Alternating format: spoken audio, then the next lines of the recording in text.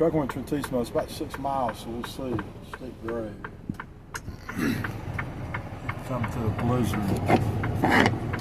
There's still snow on the road, but there's a lot of plows out. But it should be fine. Because you see the fray out there? Our Bishop Barron used that term the other day. He's getting in the fray, and he was referring to conversations. But he has some leaders, because that's his job. As far as duty goes for a trucker, these other truckers are doing it.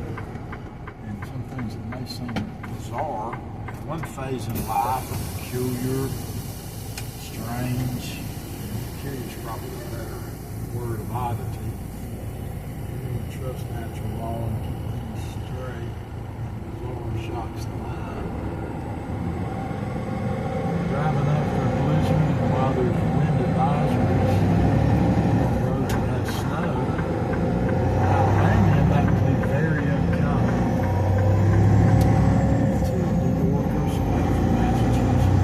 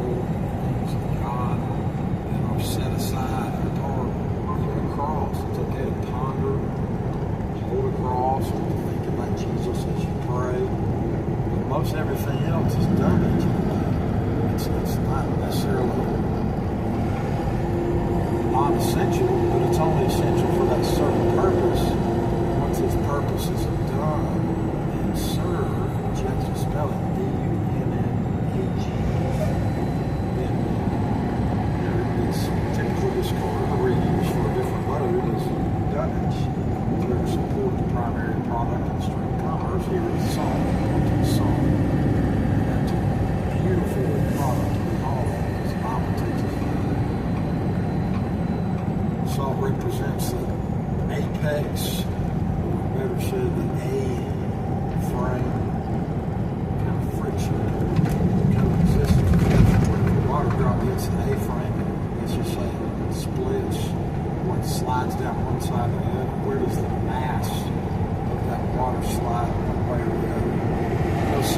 represents life and death. So it's a very unique natural resource, and quite often is used in trade like currency. We are so inoculated to our political alliances and the value thereof in commerce, which may be one person's eyes one amount, another person's eyes another amount, and the market sets it what they think is as close as they can get. So whether it's art or fabric, those dollars, rupees, pounds, it's all throughout the world, currencies that say, hey, our government's back in the stream of commerce, your services and your product are safe. Something that transcends that in the laws of economics are the natural resources that many times wars are fallen. Salt is not one of them. There's not really much of a salt shortage. It's more of a logistics issue. Salt is pretty easily found, and it's not difficult to package and ship. So it has an inherent value to it. I don't know while I'm talking about it from studies into nations, first world use salt to currency base. I'm sure they include calculations for things. But yeah, it's a beautiful study to look at natural law from a creationist perspective. So the stagnation of life over here, ice ages. So seasons of life are not designed to scare us or to cause us pain or hardship. They take on new covering. They take on a different type of uniform or jacket. They have a different persona and not talk as much. You may be forced into different communities because the weather's so harsh. You're spending more time with people that you want to spend time with. In the summer, you do maybe more traveling. God gave us these seasons for resetting of the earth. The Bible says there's seed time and harvest. And if the ground does not freeze over or have some reset from the heat of the summer, which creates germination, your crops the next year, they ain't going to be as good. There's a balance to that too.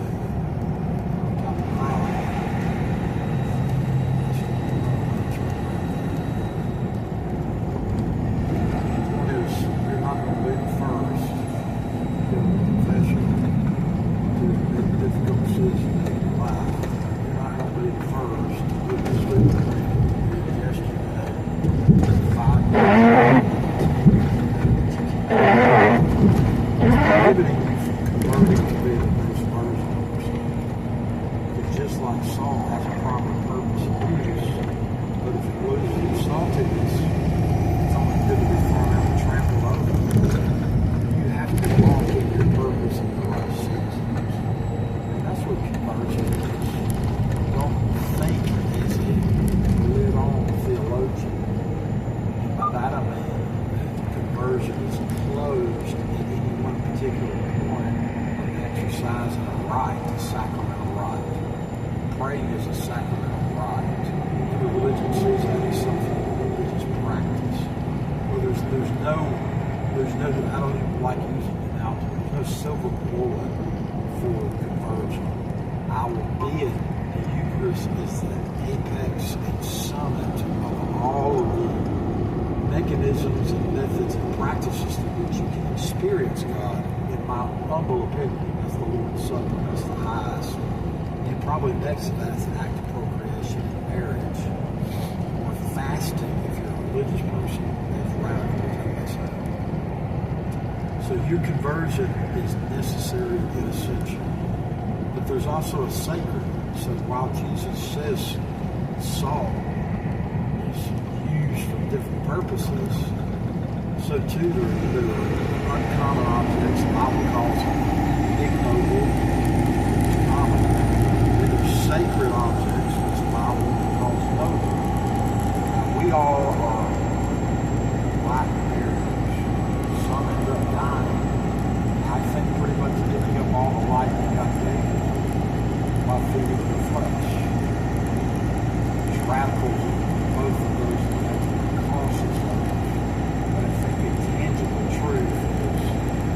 all substances you can discover on the earth, if the constancy of matter is true, itself, then the most sacred of science is of those materials is more likely than not that which is given out at an orthodox mass most of the universe. So you must orient your life on seasons and then people. You may not agree with that and think that the Bible is the most sacred, or that a prayer cloth, if you're a Muslim, and you go into the mosque, you're still orienting your life on something, and then you orbit with the process. And so that's why, as a Catholic, I believe all nations can live in peace, because we believe that God sees sinners all the way, good souls and light bearers, makes it into the kingdom of God.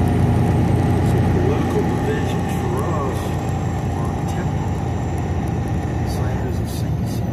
They're at a higher realm. Just like the property, the sacred property, is considered a little higher or sacred than the realm of even a courtroom, or a doctor's office, or a marketplace. These are basics that a lot of folks have not been catechized in, or discipled in, use your term, that I think is necessary to be a common value adult. Adulting is not easy. It says hospital exit 41. If you're 41 years old, how competent are you compared to the best version of yourself at 41? So as you age, note that the number is relative, but you can take your successes from yesterday and build on those, and then use others as examples to work forward towards, to be like as you begin to approach on their seasons of life. You need to know someone 10, 20, 30, 40, however many years older that you think is bearing the light on the path to eternity, because they've accepted their role and only keeping minimums while practicing virtues. Those are basic tips for life. Peace be with you, trucking with Trent Easton.